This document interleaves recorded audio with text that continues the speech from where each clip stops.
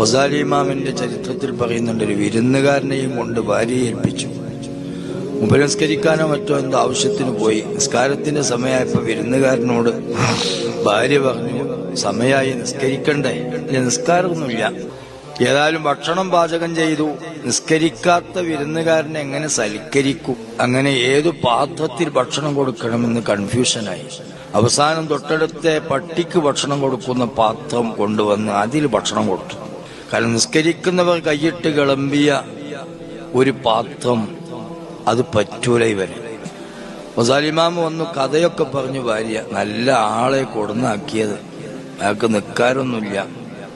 ഉടനെ ചോദിച്ചു, ഏത് പാത്രത്തിലാ ഭക്ഷണം കൊടുത്തത്? അപ്പൊ ഭാര്യ പറഞ്ഞു, എനിക്ക് പയച്ചിട്ടില്ല, ഞാൻ തൊട്ടടുത്ത പട്ടിക്ക് ഭക്ഷണം കൊടുക്കുന്ന പാത്രത്തിലാ ഭക്ഷണം കൊടുത്തതെന്ന്. ഗസാലി ഇമാം എന്ത് ചെയ്തു അറിയോ?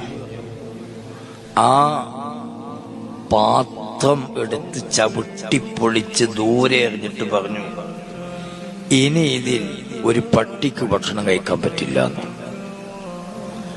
പട്ടി കഴിച്ച പാത്രം നിസ്കാരം ഉപേക്ഷിക്കുന്നവന് ചേരും, നിസ്കാരം ഉപേക്ഷിക്കുന്നവൻ കഴിച്ച പാത്രം പട്ടിക്ക് ചേരൂല. അത്രയും നീചനും നികൃഷ്ടനും